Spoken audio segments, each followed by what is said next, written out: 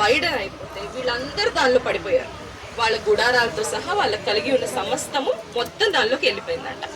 ఓకేనా, ఇలాగ చనిపోయారు. అండ్ ఇంకో 250 మంది ఉన్నారు కదా వీళ్ళతో పాటు, వాళ్ళు కూడా చనిపోయారు. మిగిలిన ఇశ్రాయేలీలందరూ ముందుకు సాగుతూ వచ్చారనమాట.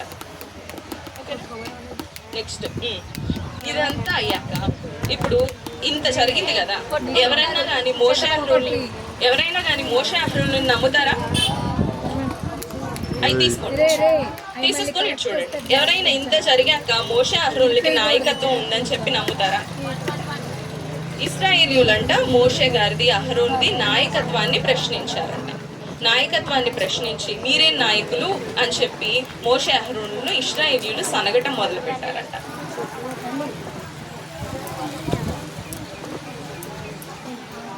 ఓకేనా, ఇటు చూడండి. మీరు దాంతో సౌండ్ చేయమని కాదు, పట్టుకోండి వినండి. మోషే అహరోనులు సనగటం మొదలు పెట్టారు.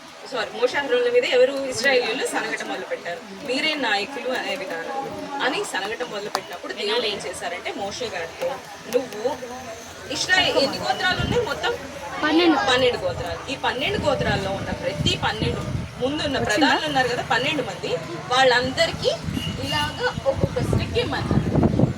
ఓకేనా, అందరికీ ఒక్కొక్క స్టిక్ ఇచ్చేసేసి దాని మీద వాళ్ళ పేర్లు రాసి, మీరు తర్వాత వాళ్ళ పేర్లు, ఓకేనా, అందరికి ఒక్కొక్క స్టిక్ ఇచ్చేసి ఆ 12 మంది పేర్లు రాసి ఇవన్నీ తీసుకొని వెళ్ళి తర్వాత కలెక్ట్ చేసి ఇవన్నీ ఒక వెజిల్లో బాస్కెట్లో కలెక్ట్ చేసేసేసి ఇవన్నీ తీసుకెళ్ళి ప్రత్యక్ష గుడారంలో పలకలు ఎదుగు శాసనాలు ఉన్నాయి కదా మనకి, ఆజ్ఞలు, ఇవన్నీ అక్కడ పెట్టమన్నారు.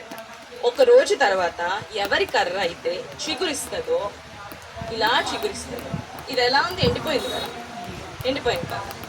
ఇలా ఉన్న కర్ర ఇలా ఎవరిదైతే చిగురిస్తుందో వాళ్ళని దేవుడు ఎన్నుకున్నాడు, దేవుని ఏర్పరచుకున్నాడు అని ఇశ్రాయేలీయులకి చెప్పడానికి దేవుడు ఎవరికి చెప్పారు?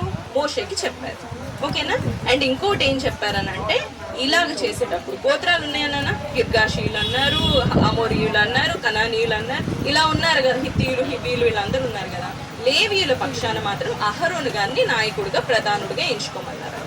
ఓకేనా, ఇప్పుడు ఇక్కడ ఎవరు? లేవి. ఇప్పుడు మోషే గారు ఏ గోత్రానికి చెందిన వాళ్ళు? లేవి గోత్రానికి చెందిన వాళ్ళు. మోషే గారిని ఎన్నుకోలేదు దేవుడు, అహరోను గారిని ఎన్నుకున్నాడు ఈ ప్లేస్లో. ఓకేనా, ఇప్పుడు వీళ్ళందరూ కర్రలు కరెక్ట్ చేసి ఇక్కడ ప్రత్యక్ష గుడారంలో శాసనములు ఎదుట పెట్టారంట. పెట్టి ఒక రోజు తర్వాత వెళ్ళి చూస్తే ఎవరి కర్ర చిగురించింది? అహరోను కర్ర చిగురించిందంట. ఇలాగా దానికి పూలంట, ఆకులంట, ఇలా బాదం కాయలు కూడా ఉన్నాయంట. ఇది బాదం కాయనా? కాయనా? ఇలా ఉండిద్దా? ఇది చీడికాయ. మీకు అర్థం కావాలని బాదం పప్పు అతికిచ్చాను, సరేనా? ఇలాగా పూలు వచ్చినాయి అంట, ఆకులు వచ్చినాయి అంట, బాదం కాయలు కూడా వచ్చినాయి అంట. ఎవరి కర్రకి? దానివల్ల మనమే తెలుసుకున్నాం ఎందుకు వచ్చింది అది. అహరోను గారిని దేవుడు ఎన్నుకున్నాడు, ఏర్పరచుకున్నాడు అని చెప్పి ఎవరికి తెలియడానికి? ఇశ్రాయేలీలందరికీ తెలియడానికి, వాళ్ళకి రెస్పెక్ట్ ఇచ్చి, గౌరవం ఇచ్చి, వాళ్ళ మాటలు వినడానికి మోషే గారితో దేవుడు చెప్పారు ఇలా అని చెప్పి. సరే అయిపోయాక మోషే గారు ఇప్పుడు ఏమవ్వాలి? ఇప్పుడు మిరియాము అహరోన్లు ఏం చేశారు? జెలస్ ఫీల్ అయ్యారు కదా ఎవరి మీద? మోషే గారి మీద. ఇప్పుడు అహరోన్ గురించి కూడా, అహరోన్ని దేవుడు ఎన్నుకున్నారు, అహరోన్ కర్ర ఒక్కటే చిగురించింది, అహరోన్ పేరు ఒక్కటే రాపించారు. ఇప్పుడు మోషే గారు ఏం చేయాలి? జెలస్ ఫీల్ అయ్యి, దేవుడా నా పేరు లేదు కదా అని చెప్పి జెలస్ ఫీల్ అవ్వాలి కదా. మనం అంతే చేస్తాం కదా, కానీ ఇక్కడ అయ్యారా మోషే గారు? సో మనమే నేర్చుకోవాలి, మనకు అలాంటి అసూయలు ఉండకూడదు, ఉన్నా కానీ దేవుడి విషయంలో తగ్గించుకోవాలి. ఇది అయిపోయాక వీళ్ళు ఏం చేస్తున్నారంటే ఎదోము దేశం నుంచి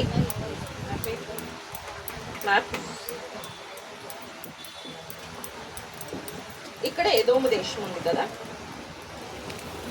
వీళ్ళు వెళ్ళాలంటే ఇలా వెళ్ళిపోవచ్చు. ఈ గ్రీన్ లైన్ ఏదైతే ఉందో ఇలా వెళ్ళిపోవచ్చు. కానీ దీని చుట్టూ తిరిగి ఎదోము దేశం దగ్గర అంతా తిరిగేసేసి మళ్ళీ ఎర్ర సముద్ర మార్గంగా వెళ్తున్నప్పుడు వీళ్ళందరికీ మళ్ళీ ఏమొచ్చింది? ఇశ్రాయేలీయులకి మేజర్గా ఏమొస్తుంది? అయితే ఆకలి వేస్తుంది లేదా ఆయాసం వస్తుంది కదా. ఈసారి ఏమొచ్చింది? 2 వచ్చింది. ఆయాసం వచ్చింది, ఆకలి వేసింది. అప్పుడు అంటున్నారు, ఎప్పుడు మాకు మన్నానేనా, మాకు ఇంకా వేరే ఆహారం లేదా, మాకు మంచి ఆహారం కావాలని చెప్పి మళ్ళీ సనగడం మొదలు పెట్టారంట. ఎన్నిసార్లు క్షమిస్తారు దేవుడు? మనల్ని కూడా అంతే క్షమిస్తున్నారు కదా చేసే ప్రతిసారి. అబద్ధం చెప్తున్నావు, దేవుడి దగ్గరికి దేవుడా క్షమించి అంటున్నావు, మళ్ళీ అబద్ధం చెప్తున్నావు, కానీ దేవుడు క్షమిస్తూనే వచ్చారా? దేవుడు ఎంత మంచివాళ్ళు కదా. సో ఇప్పుడు వీళ్ళు ఏం చేశారనంటే ఇలాగా దేవుడు కోపం వచ్చినప్పుడు ఏం చేశారనంటే ఇంక ఇలా కాదని చెప్పి వీళ్ళ మీద కూడా ఒక తెగులు వచ్చింది. ఏంటంటే తాపకరమైన సర్పాలు వీళ్ళు వెళ్ళే దారిలో అలా వచ్చేసేసి, అంటే తాపకరం అంటే చాలా పాయిజనస్ స్నేక్స్ అనమాట. అవన్నీ వచ్చి ఇశ్రాయేలుని కరవడం స్టార్ట్ చేసి ఎవరైతే సణిగారు వాళ్ళందరినీ కరవటం మొదలెట్టాయి. పాయిజనస్ స్నేక్ కుడితే బాగా కరిస్తే బాగా ఉంటుంది కదా, మనకి చాలా హెల్దీగా ఆడుకుంటాం కదా, మనం బాగుంటుంది కదా, ఆరోగ్యంగా ఉంటాం. రోజు ఒకసారి కనిపించుకోవాలి స్నేహితులు కాదు కదా, చచ్చిపోతాం కదా వెంటనే. అలాగా అందరు చచ్చిపోతూ వచ్చారంట. అప్పుడు మిగిలిన ఇశ్రాయేలీయులు ఉన్నారు కదా, వాళ్ళందరూ వీళ్ళ గురించి దేవుడి దగ్గర మోషే దగ్గరకు వచ్చి విన్నవించుకుంటూ వచ్చారంట. ఏంటి అని అంటే వాళ్ళందరినీ బతికించండి ప్లీజ్ ప్లీజ్ అని. మళ్ళీ మోషే గారు చేసే పని ఏంటి? ప్రార్థన చేశారు. దేవుడి దగ్గరికి వెళ్ళారు, ప్రార్థన చేస్తే దేవుడు అన్నారంట, నువ్వు ఒక సర్పాన్ని ఇలాగ చేసి, ఒక సర్ప ప్రతిమను చేసి ఇలా తగిలించి ఒక కర్రకి దాన్ని నిదానించి, అంటే కింద నుంచి పై వరకు ఇలా చూస్తే, అంటే విశ్వాసంతో నెమ్మదిగా ఇలా నిదానించి చూస్తే అలా కరిచిన వాళ్ళందరూ బ్రతుకుతారని చెప్తారు. దీన్ని చూస్తే మీకేం గుర్తొస్తుంది? సిలువ కదా. దేవుడు కూడా మన కోసం అంతే బలియాగం అయ్యారా, రక్తం కార్చారా, ఎందుకోసం? మన పాపాల కోసం. మరి మనం ఏం చేస్తున్నాం?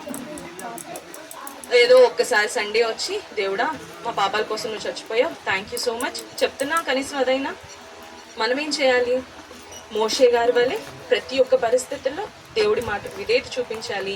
అసూయ ఉన్నా కానీ దాన్ని చేయించి వాళ్ళ గురించి కూడా ప్రార్థన చేయాలి.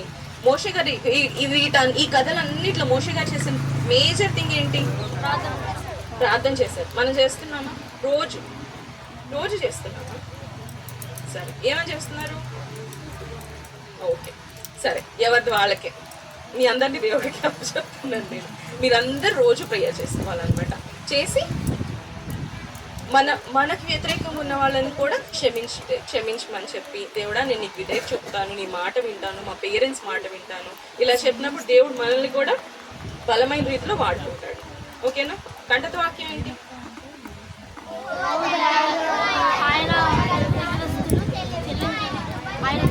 చదివేశారు మీరు? ఓకే, నేను ఇంకోసారి చెప్తాను. సరే, నాకు నేర్పించండి.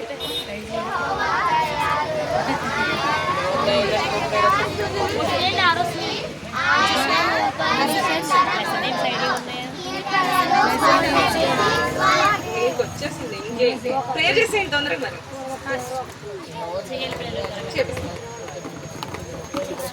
ఎవరు చేస్తారు ప్రేయర్?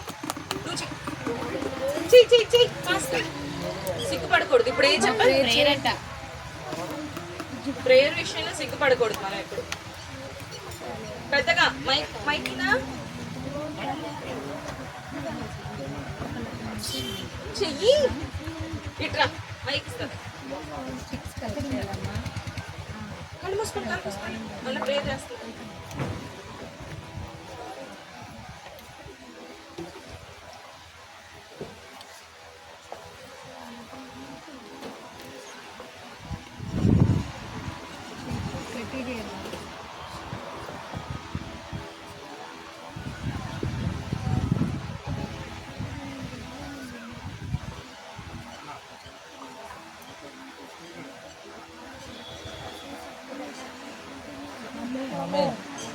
ప్రేమ కలిగింది మరియు శ్రేష్టమైన దయచేస్తే మీరు బిడ్డలతో దేవ ముచ్చుటిస్తూ వచ్చిన ప్రేమంతటికే మీకు ఎలాగో స్తోత్రం.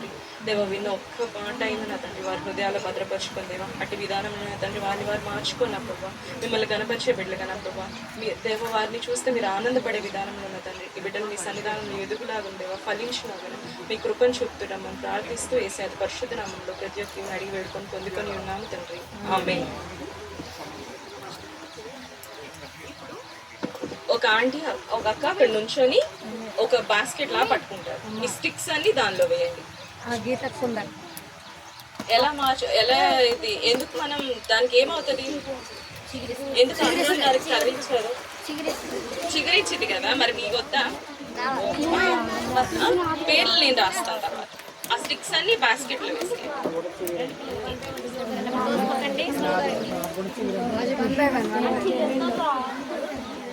అమ్మా గోయిల్లై జ్యోతి అతను అది ఒక మీరు దాంట్లో అమ్మేస్తారు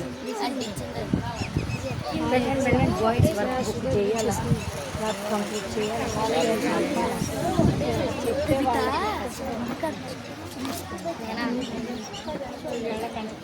అక్కడ అక్క రమ్మా